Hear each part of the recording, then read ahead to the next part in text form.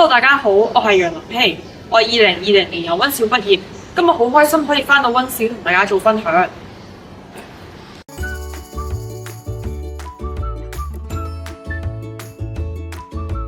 我喺2026年嘅 DSE 最好嗰6科考中咗35分嘅成績，其中喺 ICT 科得到5星星，喺數學、中文同埋物理獲得咗5星，喺英文同埋 M2 獲得咗5分。喺 DSE 之前，我就通過面試計劃取得咗清華大學 Computer Science 嘅錄取。咁喺依家呢個科技嘅時代，我都希望自己未來可以投身 AI 嘅領域。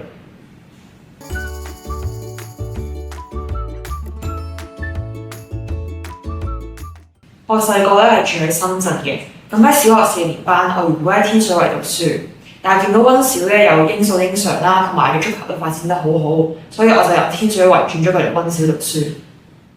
咁喺溫小嘅時候我做咗女子足球隊嘅隊長，玩咗奧數同埋 STEM。